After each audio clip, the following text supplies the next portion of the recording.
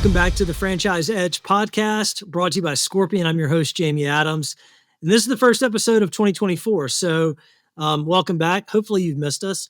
Got a lot of great guests this year. We took a little bit of a break over the holiday, but I wanted to start the year quick. Today, I'm going to be talking with Christian Ward. Christian is the Chief Data Officer at a company called Yext. Most of you are probably familiar with Yext. They started a long time ago in the call tracking space. Not many people knew that, but eventually kind of grew into things like online listings, reputation management, things of that nature. But have certainly been around the local and the franchise space for a really long time. Christian's got a really interesting perspective. His background is really in big data. He does a lot of research and a lot of kind of forward thinking and vision casting around things like data privacy. But he's also gotten really in tune with generative AI and how that's impacting digital marketing and marketing in general. And we spent a lot of time today talking about generative AI, specifically around digital marketing for franchise businesses. A lot of our time spent talking about service-based businesses today. So if you're a service-based business, I think you're going to get a lot out of this conversation. We talk about some things around data privacy as well, some things to be thinking about as regulations around cookies and data privacy become more of a thing here in the U.S. But anyway, I think you're going to enjoy the conversation. I really got a lot out of it. I appreciate Christian's time. We're going to put information in the show notes on how you can get in touch with Christian if you'd like to.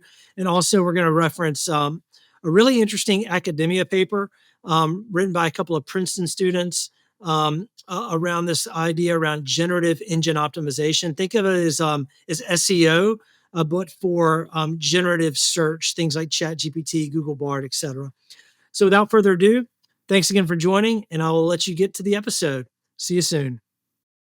Welcome back to the Franchise Edge podcast. Today, I'm joined by my good friend of almost a decade, Mr. Christian Ward, the Chief Data Officer at Yext. Christian, thanks so much for being here today, man. How are you?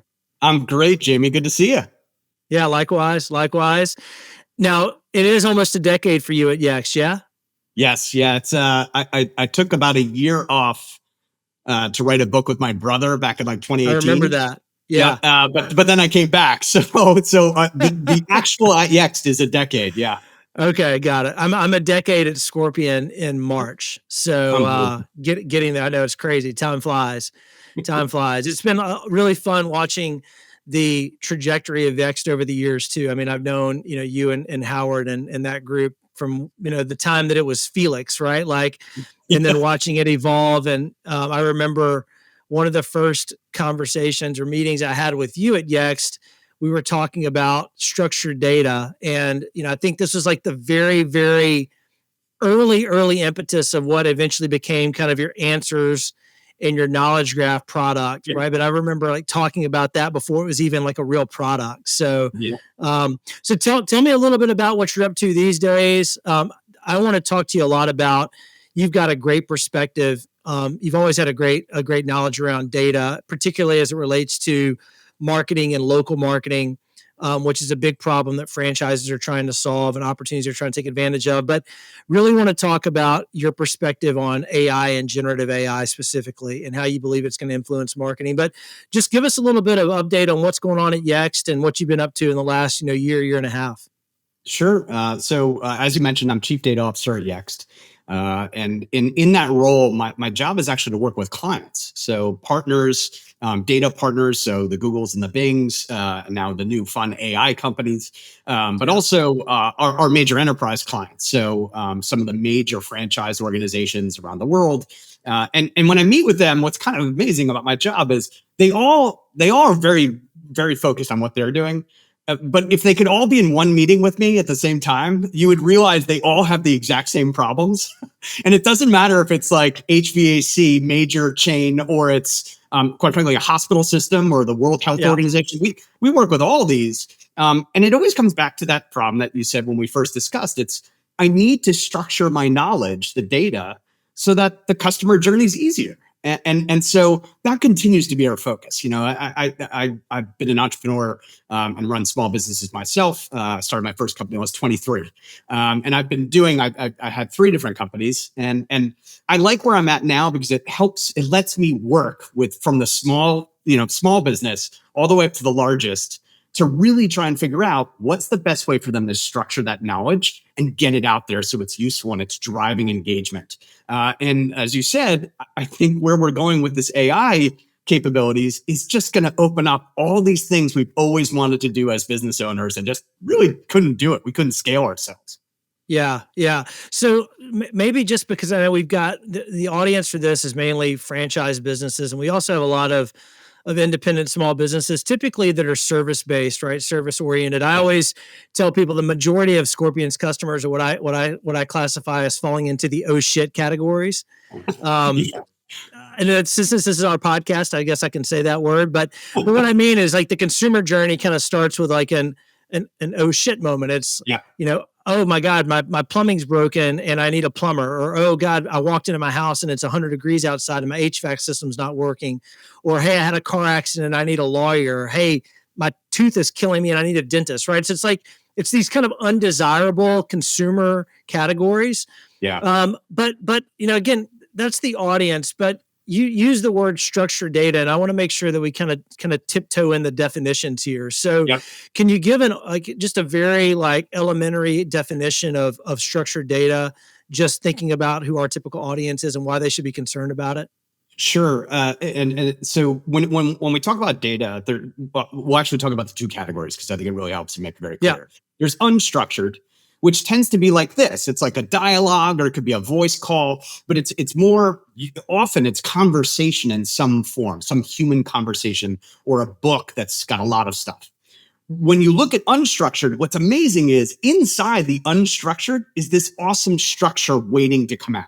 So when you say, this is our audience type, they're this type of business, and they are in these regions and these categories, all those things, your brain as a human automatically structures and goes, oh, he's not, when he said bank, he's actually talking about a river bank because he's a fly fisherman guide. He's not talking about a financial bank. And what your brain has done has added the structure of context. And it happens for us, based on our own sort of neural network, it happens very quickly. We don't think about it. But for machines, they don't have that. And so you have to kind of feed it to them. And the more structure you feed to them, the more they can actually get you to the right answer.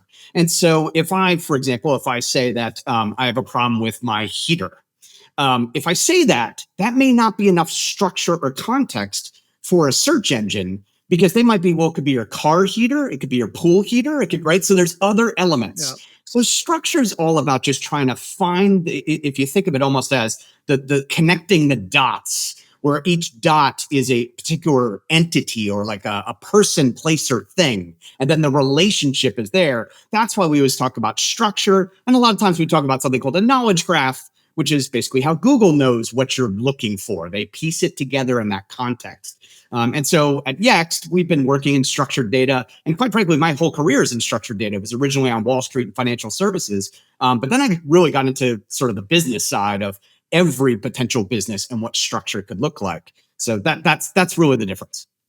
Okay. As it relates to just kind of operationally, let's take it down to what people know Yext for specifically. Yep. Early foray into structured data, and where you guys really drove a lot of innovation, was around like what now is kind of a common thing, but it's like business listings, right? So you guys kind of created this really robust platform that pushed structured data like a business name, a business phone number, their website, their hours of operation, what category they were. You guys built this platform of data that would then distribute that data to Google Business Profile, or back then I guess it was Google My Business, your Bing Business Profile, your Facebook Business Profile. So that was kind of that early innovation, right, that Yext brought to the marketplace, or at least made mainstream and made it more accessible to the average local business. Yeah. So that's a fair kind of descriptor of like a very basic category of structured data. Yeah, absolutely. So things like an address in Ireland look very different than an address here in the States. There's different structure, their codings are different. And so getting all of that to work in any jurisdiction for any business was the beginnings of Yext, I would say. And that's very well said. I didn't found it. I wasn't at the very beginning, but it was early enough. Sure. But what I'd say is that issue has only gotten bigger. So since 2015, I want to say, the number of data fields that Google and Bing and Uber and every platform out there, right? That the number of data fields that they want structured and fed to them about each of your businesses has gone up 700%. So that's kind of Wow. mind blowing, which is they let's say in 2015, they said you can fill out in an old GMB, Google My Business profile, you might be able to fill out 100 fields. Now they're asking for 700. They want to Yeah. know every holiday hour. They want to know if there's certain service areas you won't service. They want to know if you do kitchen remodeling in addition to emergency plumbing, right? It's all of these things where, and for a lot of your audience, yes, it might be we meet through, oh shit. But the reality is through a great experience, then you become the trusted advisor. You become the person they go to for all of those subsequent or even additional things. And I think especially that happens a ton with electricians, HVAC, which is you then take over the servicing contract, right? And so that's the beauty of it. But you have to first tell Google and others everything about you because you want to show up, because how a human asks the question. And you know, we've all lived for 25 years living in this keyword weird, keyword speak where people are like HVAC broken, cold, Texas, like that. That's not English. That's horrible. And so that sort of process, I think we're being freed from that now. But you still have to have the structure so that the AI and the advanced search systems can understand, oh, I know what you meant. What you're looking for is Paul. Paul's great at that. He's right in your area. Let me get you Paul. That's the opportunity ahead. But that structured data still drives all of it because you can't, if you're Google and these other platforms, crawling the web doesn't actually give you the knowledge to answer perfectly. Crawling the web gives you a way to understand and to talk to a human, meaning as an AI. But you still don't know if Paul is working tomorrow or not. Only Paul knows if he's working tomorrow or not. And so that data is what you feed into Yext and Scorpion and our platforms to basically get that information out there. Yeah, yeah. So you kind of tipped your toe into the water of where I really want to take the conversation, which is around generative AI. So we all know it's crazy to think about.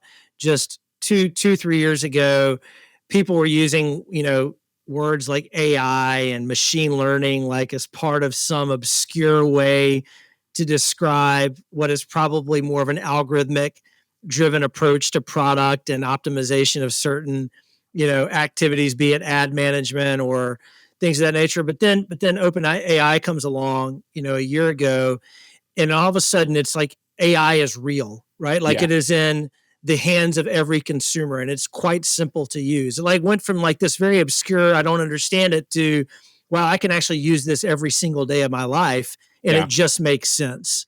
Yeah. Right. So, I think we've got a perspective at Scorpion of, our customers from a marketing perspective, they lean heavily into search engines today. Right. Yes. Again, because most people don't think about a plumber or an HVAC. That zero moment of truth is still very real to the types of businesses. Like they need to be present when the consumer is like in that moment of need. So search is still kind of the place where that happens. What is your perspective like on how search is going to change? How is generative AI going to change the traditional search experience that people go to today at Google? Or maybe they're going to Bing and maybe they're using like Copilot or Bing Chat. Maybe, yeah, exactly. But I just curious, like, what do you see this play out in the next 12 months to 3 to 5 years? Yeah, I always end up drawing kind of the same continuum when I'm meeting with clients, which is I think the world sort of splits, and I'll explain exactly what I mean. Which is if you were to draw a line left to right, and you sort of said this is a branded question and this is an unbranded question, and then you draw this is an objective question or a subjective question, you end up with 4 quadrants where there's basically unbranded objective questions, right? What is HVAC? I didn't ask about a brand. I'm just trying to learn. Those questions are going to be really well answered by AI And similar to that's what SGE, search generative experience, and Google is really focused on right now, is those sort of, I didn't ask you about Nike or Paul the plumber. I actually asked you about like a topic. The next quadrant is a subjective question about an unbranded thing. So that would be like, who is a good HVAC provider? Who's a good attorney, right? That's unbranded. You still don't know who you're talking about, but you're looking for an opinion. Google and all centralized search systems will still dominate there. Why? Because you're really kind of looking for the aggregation of a lot of thoughts. You're looking for like rankings, or you're looking for websites that have, earned the respect and that they've been around for a long time. There's other signals, and it's a different kind of thing. And then you move up to subjective branded. And this is where I've actually picked Paul. I'm going to stick with Paul. I don't know why, but we're going to stick with Paul. I'm going to say, Paul the plumber, is Paul the plumber any good? That's a subjective. Now, this is interesting. Again, Google and centralized search systems will do really well there because they have ratings and reviews and information. They've gathered a ton. And I think that works really well. But the last quadrant, which is I ask a question like, will Paul the plumber come out to my house at 2 a.m? The only one who can actually answer that is Paul. And so these objective branded questions are where the business owner has this big advantage. Now, there's not as many queries like that, but those queries convert at probably 10 to 20x trying to rank for plumbing in Texas. So what you end up with is you get a really close look. And where I think AI goes is Google absolutely and other major search engines are going to take the first 3 quadrants and still have a ton of influence on it.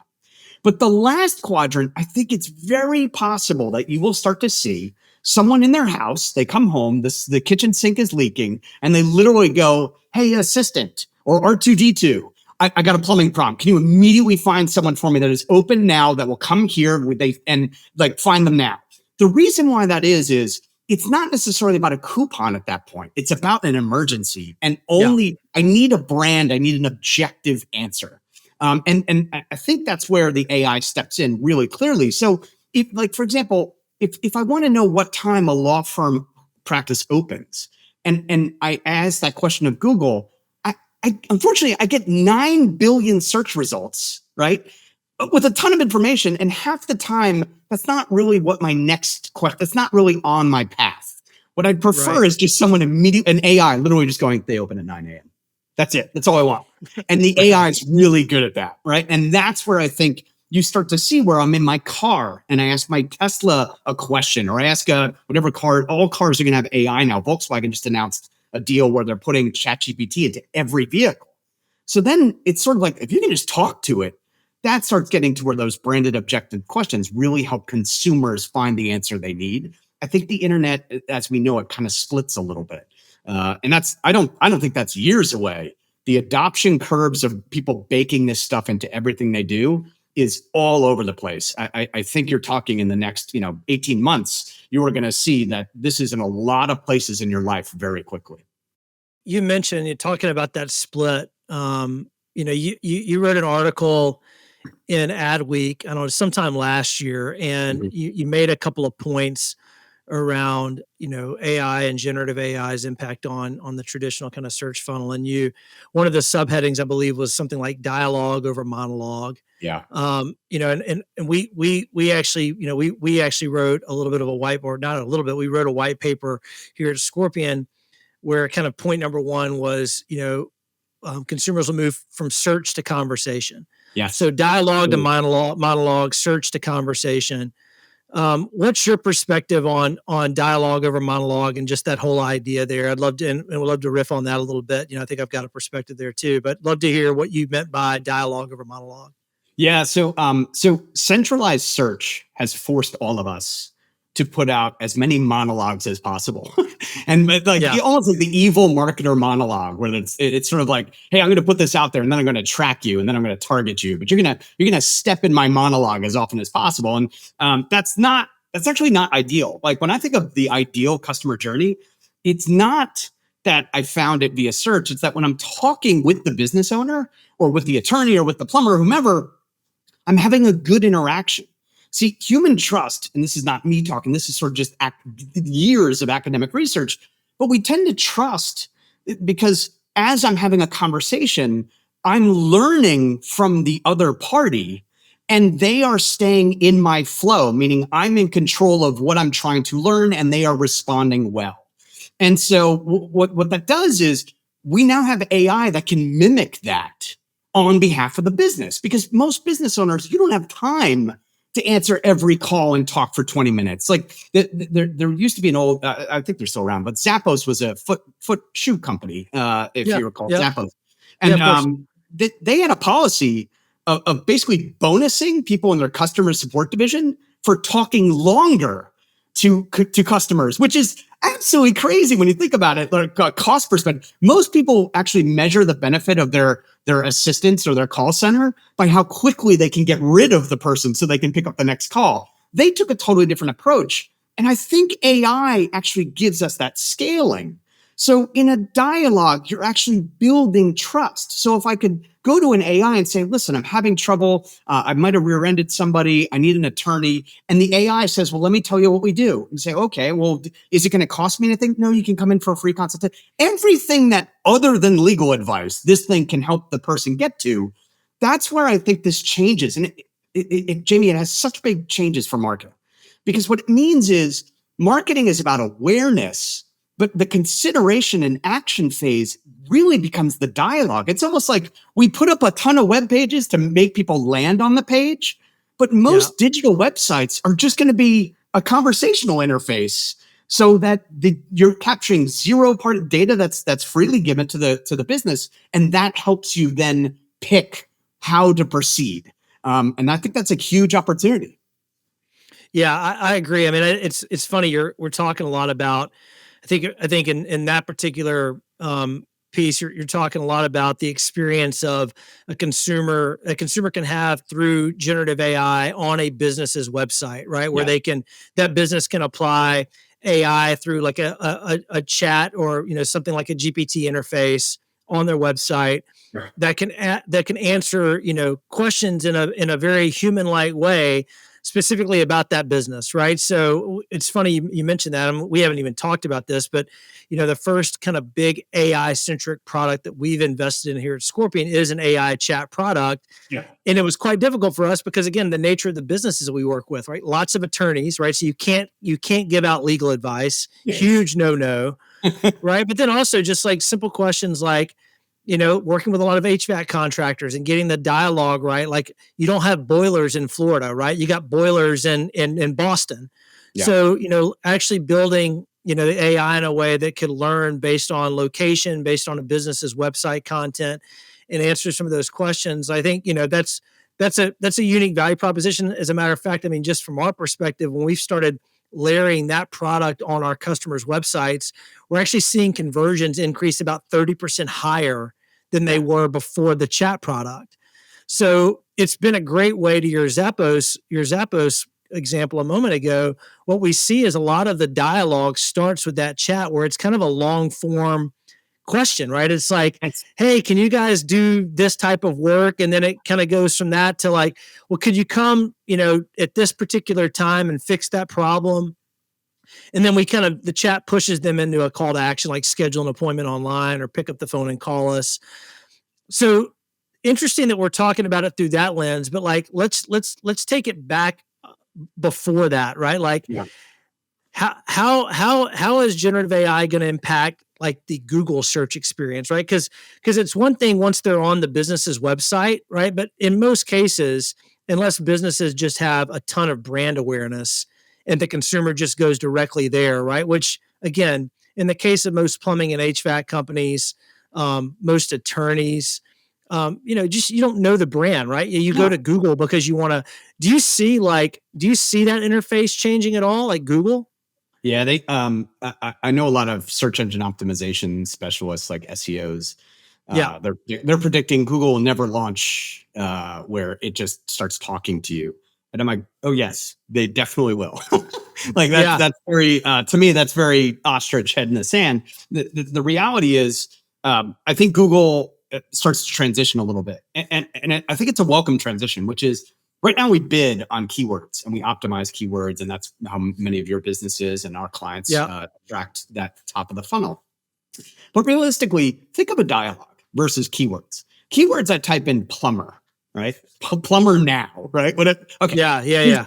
There's not a lot of information in that, but I've been taught that if I go too much deeper than that, it could take me off the rails, or I'm just going to get ads anyway.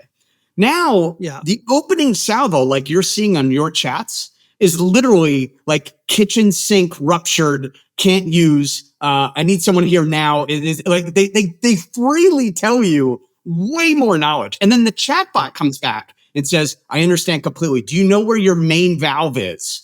And they answer, "No, I don't." And you go, "Great, okay, that changes my next question. What happens in 1, 2, 3 back and forths would have taken the old school of people hitting your website, going to Google. It would have taken that 5 months of tracking, and it would still be wrong data. Here, Right. it's like, no, it's such a better interaction, and it helps you. Let's say you're the business owner. You can prioritize, actually, I need to call this person back right now because it's flooding their house, versus someone who knows where the main is, and the chatbot explains to them, go turn off the main if you know how to do that. So there's these elements of you can scale yourself. And for Google, what I think happens, right, is if they can power that initial dialogue and really help people, I don't think they can shove ads in there. I think it's a really bad thought process. What starts to happen is after 2 or 3 back and forths, let's say about an attorney, Google can then say, hey, listen, based on what you've told me, I have 4 attorneys in the area. I've reached out to each one. These 2 will give you a free consultation right now. Would you like that? That's an offer. That's different than an ad. And so I think what happens is no business is better positioned than Google to start to really make like personalized offers based on the chat. And what's absolutely bonkers about that is they didn't have to track me and like follow me around with creepy cookie technology. I literally had a chat and told them what I needed. Yeah. I think that's good for everybody involved because the offer is empowering you, the business owner, to step up and say, hey, if you're having a conversation like this, here are my offers that you can choose from. And the AI will be smart enough to say, this is a good offer. I should present that. But that's different than shoving ads into every visual, sort of space on the page. This is really allowing for the dialogue to identify the right information and the right offer at the right time. And I really think Google is well positioned for that. That's what I see happening next.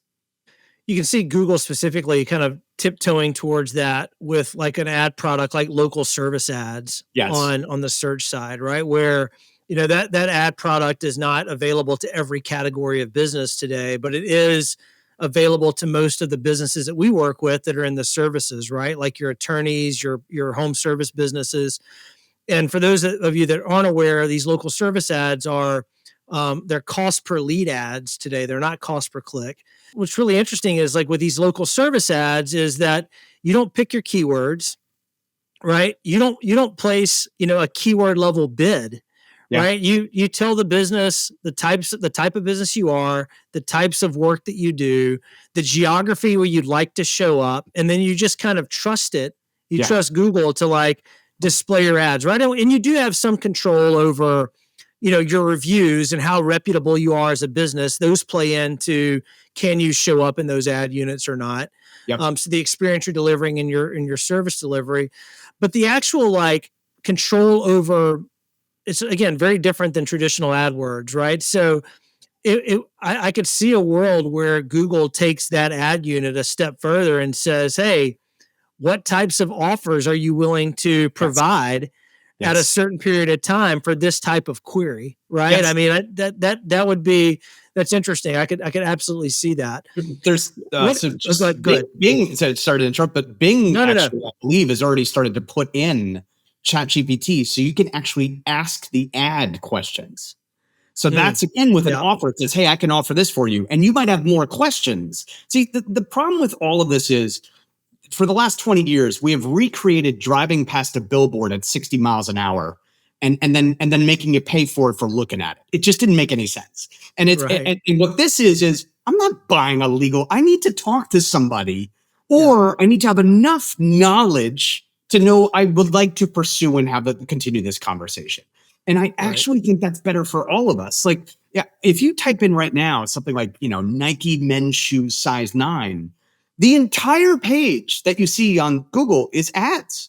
And it has no idea if I'm looking for my son, or if I'm like, it has no context. And I think what we're driving towards here is context is king. It's also more privacy focused, which is, if you tell me what you're looking for, I don't really have to guess. I don't have to follow you Yeah. around. I don't have to read your Yeah. garbage. Like, that's a big change. But marketers are going to have to get comfortable with this idea of scaling themselves as businesses through using tools like this. Like you had pointed out, the AI is getting there. I wouldn't say anyone has cracked the nut. You might have seen some guy convince an AI to sell him a Tahoe for $1.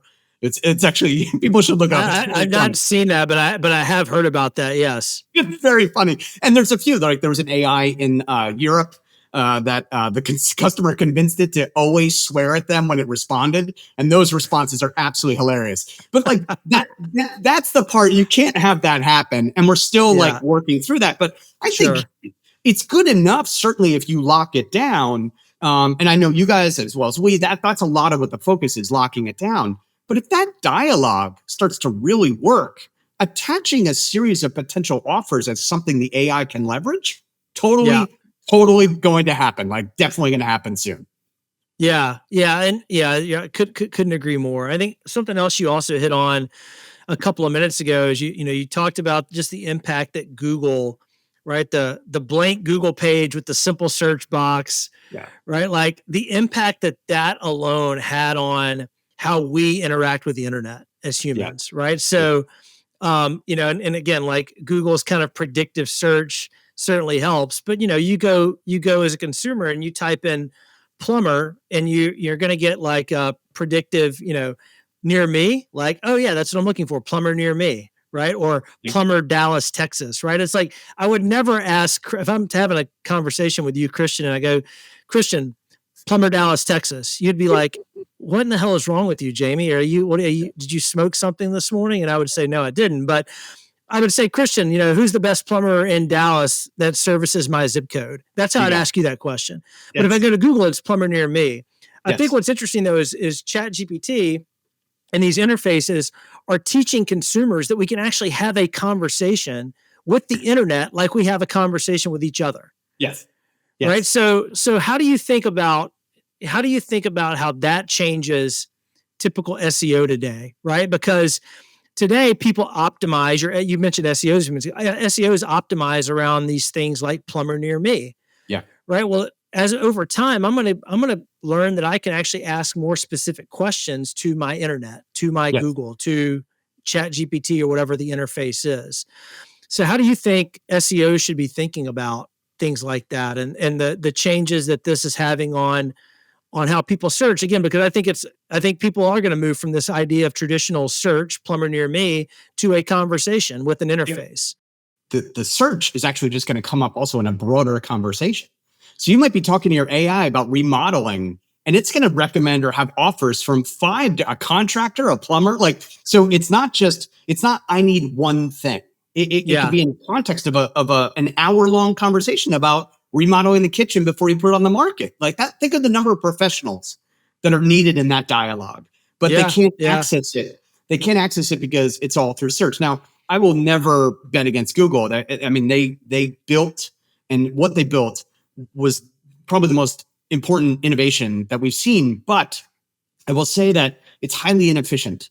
And so what I think that you're seeing is my wife works in pediatrics as an occupational therapist. And we often debate sort of the concept of, there's something called Piaget's stages of development of children. And it's basically like, before 2, it's just babbling. Well, that's keyword search. Like, we're just in the baby stages of finding information, where it's literally like baba. Like, I want my baba, but that's all they got. That's key. If you actually read what you type into search boxes, you'd be amazed at how childish you sound. Right? But it's true though. Yeah, I'm very true. Yeah. And so the next stage in childhood development, really from 2 to 8, is really where conversation starts to work. And if you have children and you're listening, you're aware of this. It's amazing the uptake of what they understand. And then after 8, you start getting into much more complex thought. So not just describing what you're seeing in your interaction, but complex structures. We're now moving into this second phase, and it's really kind of exciting to watch. Which is, we're going to have those dialogues. But I think saying goodbye. If I'm an SEO.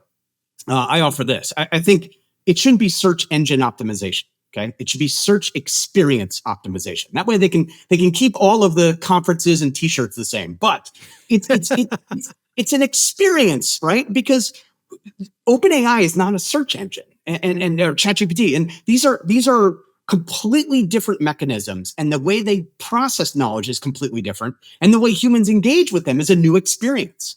But that is going to be the experience going forward. Like, for example, I want everyone here, just ask yourself this question. Do you think you're going to be talking more or less with machines in the next 5 years? You have no idea how fast it's going to ramp. And so every decision, now, again, I'm way out in geek land where I'm using this stuff more than I use Google now. But the reality is it's opening up these doors, and you said it really well, which is, in the past, computer savvy humans had an advantage. They could get the computers to do what they wanted. But now that computers are human savvy, that advantage is open to everybody, because you could just tell it, hey, I want to build a new website, or I want to, do a campaign. You'll be able to talk your way through things. And that opens up all new possibilities for business owners to scale themselves where they never would have been able to do that before. And I think that's really very likely. Yeah, I think you're right. I mean, I think the other thing that you mentioned, computers are becoming more human savvy. Yeah. I think that's going to give humans the confidence to ask questions that of certain business types that they just didn't ask in the past, right? So, like one area that I always kind of advise residential service businesses to think about from a content perspective is, look, I mean, that's been a business where pricing transparency has always been like very, very much closed off. Like, oh, well, I can't give you a price to fix your plumbing until I send someone over to do an inspection or a diagnostic. And right. And there's some truth to that, right? Because sometimes, like, a drain clog is not a drain clog is not a drain clog, right? Like, toilet paper getting stuck versus a root growing through, is a very different problem with different pricing. But I do think that there are some questions that could be asked that I think are very common on a consumer's mind. And at some point, there's going to be enough content on the web that these models have access to, that these generative AI models have access to, where someone can go and ask ChatGPT, hey, I've got a clogged drain. This is what's going on. What's the average price to fix that in my area? Someone is going to start to publish content and answer that question, or at least provide some guidance. And I think they're going to have advantages in these GPT interfaces, right? Because GPTs want to get a response someplace, and they're going to say, hey, going back to Paul, your Paul example, right? Paul the plumber says he's fixed over 500 drain clogs, and the average price is between $500 and $1,200, depending on X, Y, and Z. So do you have an opinion on, or do you have a perspective on, again, just how GPT is like Google did, it influenced how we search the web. Do you feel like GPT or these types of open AI, or I don't know what we call them, generative AI search experiences, are going to impact the types of questions that consumers are asking, that maybe give businesses an opportunity to think about how to get in front of those queries differently than they get in front of a traditional Google search? Yeah, it's so there's two things here. Number one, I actually think we've been doing it wrong in marketing for a very long time, and I'll get a lot of crap for saying this, but basically, most of the signals that we analyze when we're helping a business, rank and show up, they're horrible with something called survivorship bias, which is people are asking these questions, they land on your website, and 90% of them or whatever bounce away back to Google because they can't find what they're looking for. But then the people that do stay and they click around, they're hunting for something. you're getting those signals and like, we should optimize for these signals. This is amazing data. It's not amazing data. It's literally the bombers that made it back, right? In the classic survivorship bias. That's wrong. What we should be doing is what Google's been doing, which is every time I land on their site, even though it's keyword, I tell them what I'm looking for in my own words. So what I think, to answer your question, is the way we get to which plumber is going to bring price transparency, or which lawyer is going to explain what they do and what they can say. What you're actually going to do is, once you have on your site, let's say you have the Scorpion chat, and on that site, I go in and I start talking to it. Your team at Scorpion then analyzes, what are people asking on this page, and what do they then ask next? Then you take that data and say, you know what we need to do? We need to produce monologues, web pages that answer these. Because if they're asking the question on your website, they're actually asking it 10,000-fold. 1,000%, man. You just don't have it. You just don't know what's happening, because you're like, no, 100%. I like my drop-down menus. I'm like, your drop-down menus are terrible. Get a search bar and a chat box, because it will tell you what they don't understand. And that's the goal. That's where the dialogue teaches you what to create the monologue about, so that you capture more people to have more dialogue. And it creates this wonderfully smart optimization window. Yeah. I could not agree more. That's exactly how we're thinking about and what we're using our chat product to do, is actually influence the types of content that we would go produce for our customers on their website. Again, just to optimize around the questions that we already know are being asked, because they're being asked through the chat interface. Yes. So one of the things that I picked up from you and following you online is this paper written by a couple, I think it's Princeton guys. Yes. Around this concept of generative engine optimization. Yeah. And again, I'm not as skilled in the world of structured data as you are, just probably enough to be dangerous. But I read that as kind of a framework for how to approach optimizing content for generative AI, for machine learning, search engines or indexes, or however you want to call that. Is that kind of spot on what the purpose of that paper is? Yeah, so that paper is a really good example of, number one, it's not peer reviewed, right? So it's not like a true academic. It's up on something called Archive, and the reason why I shared that paper with everyone was, it's actually a good framing of the problem. It's not like it has an answer. It's more looking at it, and I think to a lot of SEOs, it's going, oh boy, this is so different. How are we going to understand how to optimize for this? And so they propose some things, but it's still way too early to say this is how you win for it. Of course. I'll posit a different scenario, which is, I think they frame the problem well, which is, I don't know if buying this ad helped, if those companies start showing ads and offers. I don't know if writing up a long form blog post or a video, it's not as well trodden in terms of a path. The other thing is, when people start talking to AI, because there's such variability. So one of the beauties of keywords is plumber near me, everyone can target, right? Because they can agree. But if it gets to being much more open, I think what actually starts to happen, and again, it's going to anger some people, and other people are going to be like, hallelujah. It's going to change how conversion really happens. Because we've all been taught, once again, I'm going to say I think we're doing it wrong. We've all been taught, I want to rank for plumber Texas. That's the key. But when you do rank for that, with the money you're spending, there's no conversions necessarily at plumber Texas. The conversions are plumber remodeled modern kitchen Dallas. Those longer ones are where the conversions happen, because I've given you enough that you really can nail it with good content and show up.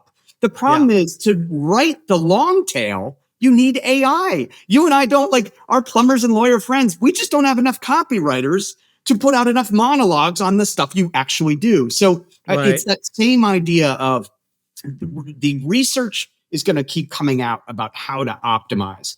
But I actually think it's much simpler than that, which is, ask customers if you can record talking to them. Ask customers when they're on the phone. Get permission in all cases, even when you're sitting with someone. Go get an application like Apple Voice Memos. just ask them to record it, then hand it to a team like at Scorpion and be like, can you mine this for all the great structure we should be talking about? Because Yeah. that's what's going to work best in these dialogue-based systems. Yeah. Yeah, agreed. I mean, it's interesting. We just, again, just not to get too much in product talk, but we released another kind of AI driven product that, when we're doing marketing, be it, organic or paid advertising, obviously, a big part of our value proposition is attribution tracking to the best of Yes. our ability, right? So call tracking, leads, and recording. And of course, there's always, there's always the call out. This call may be monitored and recorded for quality Right. assurance purposes. But one thing that we started doing recently is we launched this product where we're actually leveraging AI to actually listen to and transcribe the phone calls and actually score and rank the quality of the call, right? Because again, one of the problems that small businesses have, particularly, it doesn't matter if you're a franchise or you're an independent, that small business owner and operator doesn't have time to go listen to every phone call that comes into their business and say, hey, did my team handle this well? Or, hey, like you said, like, is this an emergency situation that would be high dollar that we should prioritize now? Yeah. So we started doing that. And again, I mean, it's interesting mining that data and it's seeing the questions and the types of things that consumers are asking for, right? And how businesses could take that information and leverage it to produce, like you call it, monologue content, right? Yes. Content on their website that, again, these are already questions that we know we've recorded the call that are being asked. So, Yeah. And also, you actually brought it up before. What a lot of people don't realize is that Yext was a company called Felix before it became Yext. Yeah, that's right. That's right. And that process that they were trying to do back 15 years ago, where they listened to the call and then they used the IBM speech recognition software, which now I look back like it was like the baby before we have what we have today. But that was the idea. And I think a lot of what marketing platforms have been trying to do for the small business owner for over the years have been spot on in sort of, you look at what you have available to you and you try and optimize for it. That's search. Right. In this case, I'm actually saying something different. I think we're optimizing the entire business, which is every dialogue, every interaction can be stored and understood for its value. And it can tell you what you're not really doing well. Like, I'm amazed at how many small businesses or franchise owners or anyone that is in market. I'm amazed at how the real beauty of most of these people and most of these businesses is their storytelling of why they're an attorney in this area and why, like, so much of that is never captured, but it's the thing that the customers love about them. And I think this is a little bit of, I would say, I think getting back to the roots of having more dialogues with customers and capturing the essence of that, versus we kind of went down this path of, hey, if I just spam out enough stuff, I'm going to show up for plumber. And I'm like, I see what you're doing there, but I'm not sure that's actually the point of marketing. I think the point of marketing is to create a human connection with your audience, your chosen happy customer. And that we've lost the journey a bit. And I actually think this could bring a golden age of rethinking, a renaissance of what does it mean to engage with customers. Yeah, I agree. I mean, I think even, and I would say that, I mean, again, we work with enough businesses and we've got, somewhere in the range of like 16,000 or so customers today. That we, and our customers, they're paying us to pretty much run their marketing, right? Like most of them like rely on us. Like we're providing them with like the tech stack that they do all this stuff on, but we're actually pulling the levers, right? We're doing a lot of the work for them. And I would tell you, going back to the storytelling piece, the customers that actually invest in telling their story, like video content and engaging on social platforms, right? Like they, head and shoulders, they convert more leads, they convert more customers than the ones that don't do that, that just rely on, let me just blow a bunch of money in paid search and just spend. So your thesis on storytelling and kind of getting back to the heart of what marketing is, we see that play out all the time, right? That's why we always push our customers, hey, you should invest in, not using stock photography, like simple things like that, right? Like don't use stock photography on your website. Hire a professional to come out and take some real photos. Do a bio video on why you founded the company and the impact that you make on your customers' lives and the impact that you make on your employees' lives. Like those things matter, even to even to people that have a plumbing problem, Yes. right? Like, Yes. so I think that's spot on. I want to shift the conversation. By the way, this has been awesome, but I want to be mindful of your time. But I know that you mentioned that you took about a year off from Yes. Yext, and I know one of the projects that you were working on around that time was around data privacy, and I Yes. know that that's something that you've got a lot of knowledge around. So I'd love to get your perspective on how you feel or how you believe kind of everything from legislation and just common good sense practical business practice that we should be thinking about as relates to online privacy and cookies and things of that nature. What's your perspective on where things are and where things are headed? Yeah, it's a great question. I will partially channel my brother, who's a data privacy attorney. He's literally Yeah, that's why we teamed up. I remember you reached out to me around then because you were like, "Hey, can you help us out with like some marketing things?" And I was like, "Man, like, we're really more B2C, not B2B. I don't know if we'll be a ton of value there, but I appreciated the reach out regardless." Yeah, Of course, yeah, no, but I channel totally. away, like, yeah, plagiarize the hell out of your brother by all means. Yeah, he's this is actually what Thanksgiving dinner discussions are for us. So which is sad. But basically, the way we look at this is, I don't think data privacy ever had the momentum to have the impact here in the States than it did abroad. And there's Yeah, actually really good reasons, historical reasons why, which is if you consider World War II and you consider everything that happened then, privacy of who you are and what religion you are and where you were born, that is ingrained in their cultures. And it's different here. Here we went almost the other way, which is something called surveillance capitalism, which is if the product is free, then the product is me. Which is every time you yeah, use Facebook, Instagram, all those things, they're selling you to a marketer, and so it's a different approach. And the reason why AI legislation didn't work here, now we have, I think there's 18 states that now have privacy laws, but the reason why you can't get it over is it's too hard to understand. Like, I feel yeah, like everyone listening to this, I don't know, and I do this for a living. I don't know all this stuff that's tracked. I know that I talk to my neighbors and suddenly there's an ad for what we were talking about outside on my phone, and it's scary. Like, that stuff's bad. But yeah, what Jay would say, and I completely agree, is AI is likely to be the thing that finally brings privacy home. And here's why. Um, in the law, the way laws are set up today, when you try and explain what audience segmentation is and targeting based on third party, first party, and zero party, the lawyers and the judges, their eyes roll back. They have no idea what you're talking about. But on the other hand, let's say I hired a young person out of college to stand in the front of my law office and as the sort of the greeter, and they'll answer any question someone has, but they don't give legal advice, but they'll answer any question they have. And someone comes and they convince that person, and that the person who hired is not good. They lie, they're abusive in their content, they mislead people. Well, that's AI.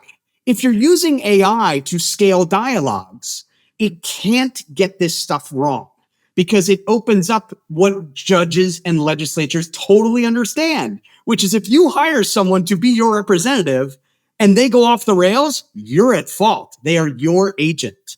And so it doesn't mean don't use these tools. It means you have to have the right plan of how to use these tools. And so I'll put it very succinctly, which is you should be building a lockbox of the data that you're okay with the AI representing. You do not feed the whole website you have to the AI and then say, go for it, talk about this stuff. And the reason why is if you feed I actually tried this. If you feed like Viking websites, you know, Viking stoves, they're like super posh. yeah. Of course, Really, yeah, yeah, yeah, I don't really nice. If you feed their website, which has thousands of pages, to an AI and start asking it questions about Viking stove, it does okay. But then if you ask, how did the Vikings use stoves to cross the English Channel and attack the Irish? It will write you an amazing conversation about how that happened because there's too many words. You've given it too big a leash. What you really want to do is be able to say to regulators, and the way to prepare for AI is for everyone listening, your AI strategy to leverage it is really just a data strategy. Meaning you need to put data aside, just like you do with Google profiles or with all this structured data we talk about.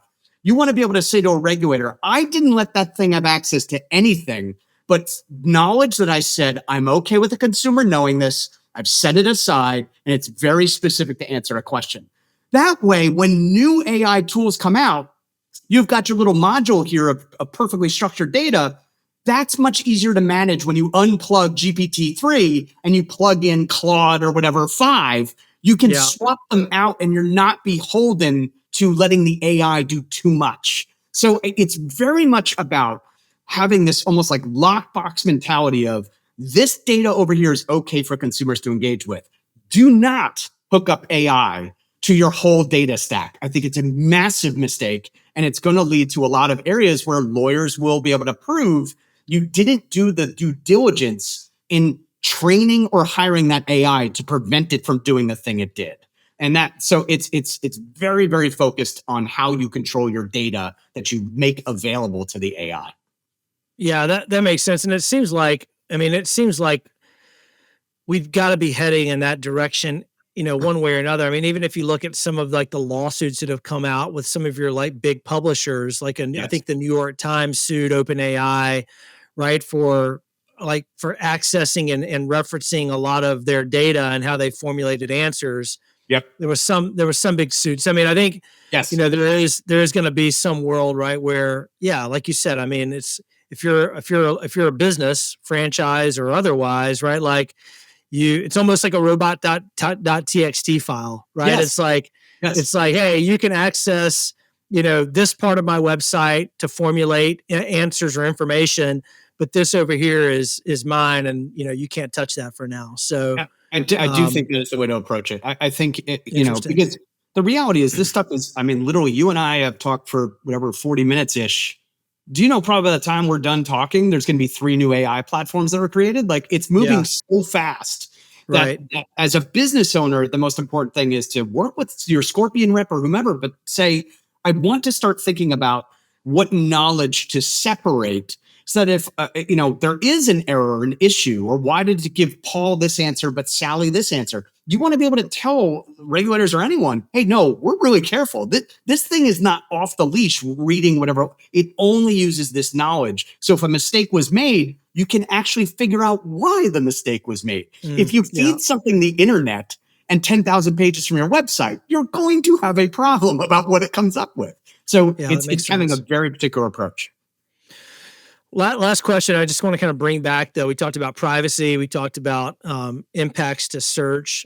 What's your, one area that I think that a lot of local businesses, particularly again going back to service-based businesses, your oh shit categories, one of the areas that they just struggle to really make sense of and work for their business at scale are your social platforms. Yeah. Right. Again, like, do you really want to get blasted by Facebook ads from your plumber or your attorney right now for retargeting and things of that nature? They've been on my website. I know they're interested. Therefore, I want to target them and stay top of mind all day long. Right. But like, it's really, really difficult to just spend a bunch of money on Facebook if you're a service-based business. If your goal is not brand awareness, if your goal is, I want to hit a certain cost per lead metric or cost per customer acquisition metric. My hypothesis, however, is that some of these social platforms, in particular Facebook, are super well positioned in this Chat GPT interface world, because if I think about the number of people that I know that I go log into my feed and say, can someone recommend a plumber near me, or can someone recommend a great criminal defense attorney? Hopefully there's not many of those in my network. You get the point. Like, I feel like Facebook is sitting on so much data, so much Q&A data. You talked about like the dialogue type conversations that happen online. Like, do you feel like there's a world, and I know we're just kind of riffing here and this is just totally hypothesis, but do you feel like there's a world where, Facebook is thinking in the back of our minds, hey, this is a place where we can really get into that search/dialogue conversation with our user base and not just treat our users like the product, which is what you mentioned earlier. Because today that's what we are, right? Like we are the product for Facebook. Like, do you feel like that there's a place where they can maybe, they maybe can get an advantage here? What's your thought on that? So first off, the promise of Facebook was always the human graph, which is you and I Mhm. know each other.